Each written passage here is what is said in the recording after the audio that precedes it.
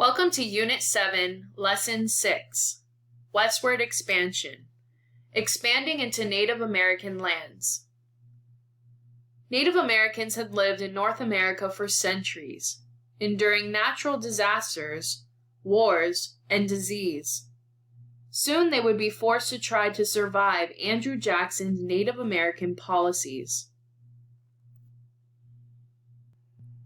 Treaties and Battles. Andrew Jackson had a long history with Native Americans. After the War of 1812, he battled the Creek in Georgia and negotiated a treaty with them on behalf of the federal government. According to the terms of the treaty, the Creek gave up 22 million acres of land, an area larger than the state of South Carolina, to the government, which then sold pieces of the land to settlers. More battles and treaties followed with the Creek, Cherokee, Choctaw, and Chickasaw, who held large areas of land throughout the South. Little by little, many of these groups were forced into lands less suited to farming, as white settlers moved into what had once been Native American territory. When Jackson became president, he offered Native Americans in the South two choices: either assimilate or adopt European ways of life and accept the authority of the states in which they lived, or move west of the Mississippi River. More than any southeastern tribe, the Cherokee assimilated, taking up many aspects of white culture and customs. They dressed in Western-style clothing and built plantations and ranches similar to those of white settlers. One Cherokee named Sequoyah developed a writing system and began publishing a newspaper. As a result, literacy quickly spread among the Cherokee. They even wrote a constitution, using the U.S. Constitution as a model, and established the Cherokee Nation. Despite these efforts, the Cherokee were under constant pressure to leave the region. The pressure came to a head in 1828, when Americans discovered gold on Cherokee lands in Georgia. Now both settlers and miners were eager to grab the land. That's when southern states passed laws allowing them to take over the Native American lands. The Indian Removal Act. Jackson supported these laws and in 1830 approved another law that took Native American relocation a step further. The law was the Indian Removal Act, which ended the U.S. government's earlier policy of respecting the rights of Native Americans to remain on land they lived on for generations. Under this policy, they were forced to move to an area of land that included present-day Oklahoma and parts of Kansas and Nebraska. The area came to be known as Indian Territory. The act required the government to peacefully negotiate treaties with Native Americans and not force them off their land. But the U.S. government and Jackson often ignored this requirement. Jackson considered Native Americans conquered subjects of the United States. As such, he believed the government could decide where they would live. Not all Americans supported the Removal Act. Many opposed it because of their dislike of Jackson. Others protested the cruelty of sending Native Americans into unknown wilderness. Religious groups such as the Quakers opposed the act on moral grounds, claiming it wasn't just or right. Many Native Americans gave in and left their homes, but not all would go without a fight.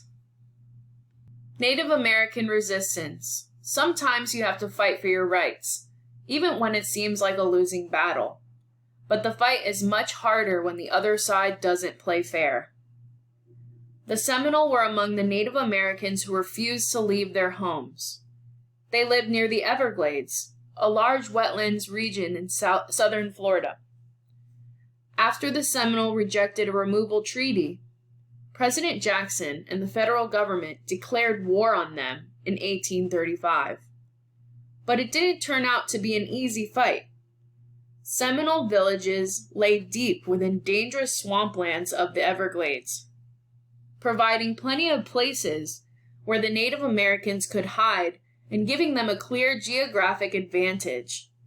When American soldiers came on the attack, Seminole leader Osceola and his warriors took them by surprise. They ambushed the soldiers, killing them with their tomahawks and muskets. The Seminole also burned the homes and crops of American settlers, hoping to drive them from the region. At the end of 1837, the government arranged to meet with Osceola at a so-called peace conference. The two sides had declared a truce, an agreement to stop fighting, while their leaders met to talk. But the meeting was actually a trap. As soon as Osceola arrived, American soldiers took him prisoner. He died 3 months later in captivity.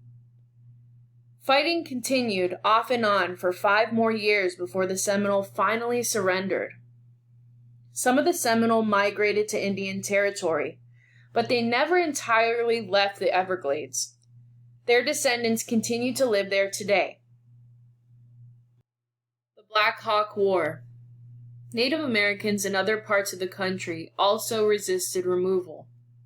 At first, tribes north of the Ohio River in Illinois, including the Shawnee, Ottawa, Potawatomi, Sauk, and Fox, signed a treaty agreeing to relocate west of the Mississippi River. Once they had moved, however, the Sauk and Fox struggled to grow enough food for their people. They faced starvation. Then in 1832, they rebelled. A Sauk leader named Black Hawk led his people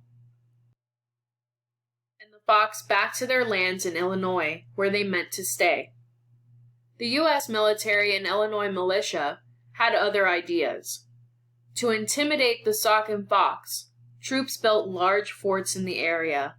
They also recruited members of other Native American tribes to fight Black Hawk and his followers. A young man named Abraham Lincoln served as a captain during this campaign. The Black Hawk War dragged on for a few months, but the Sauk and Fox were eventually overpowered. The war was brief but bloody, particularly for the Sauk and Fox. As many as 600 Native Americans died in the fighting, while only about 70 American soldiers perished. In August of 1832, Black Hawk surrendered, and the military imprisoned him for a time in a Virginia fort. He told his captors that he was not sorry for what he'd done. He was defending his land and his people from what he called cheating men. When the American people read Black Hawk's words, many sympathized with him. Still, the Black Hawk War did not put an end to the government's efforts to drive Native Americans from their lands. Many more were forced to leave, and at a great cost. The Trail of Tears. When people believe a policy is unfair or unconstitutional, they can take it to the highest court in the land. You would think that everyone would have to abide by a Supreme Court ruling, right? In an 1823 decision, Johnson versus McIntosh,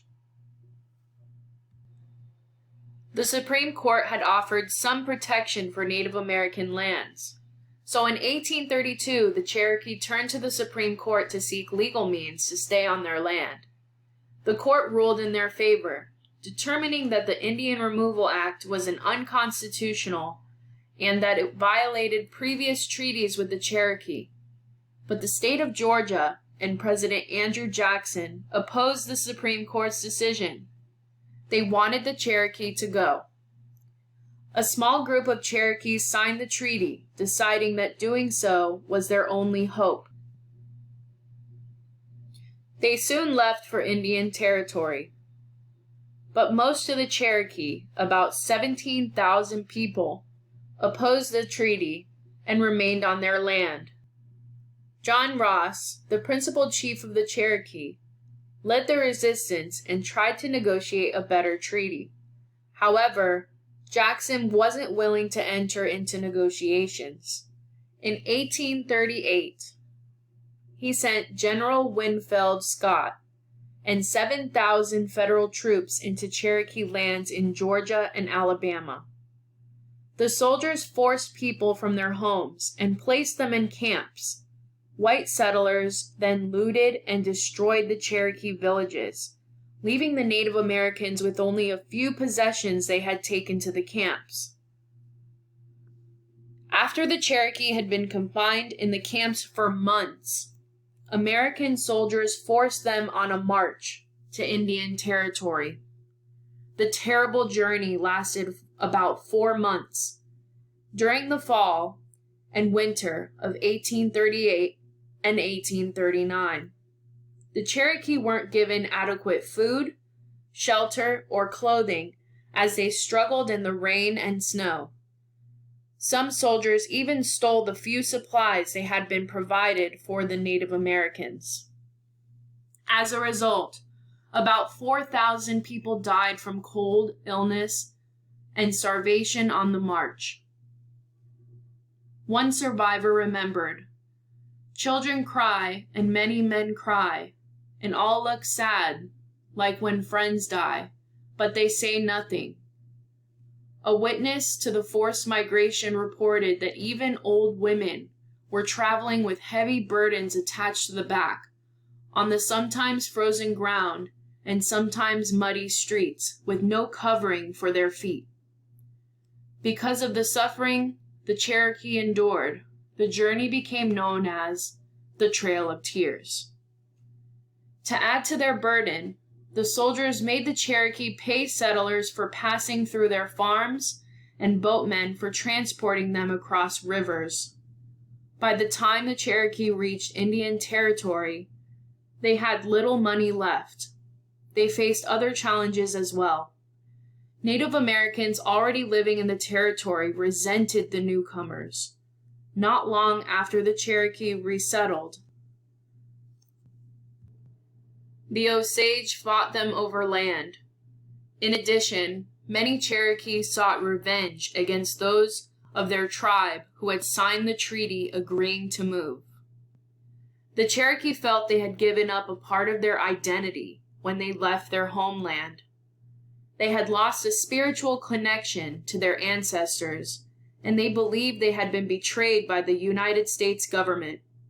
Jackson's policies carried undertones of racial and political superiority and had a devastating impact on Native Americans. Just a quick review before we end this video. Native Americans lost land to white settlers as Andrew Jackson and the United States government forced their westward relocation. Some Native Americans took up arms to resist their forced relocation by the United States government. In defiance of a ruling from the Supreme Court, Andrew Jackson forced the Cherokee to relocate to Indian Territory known as the Trail of Tears. That's all for today's video.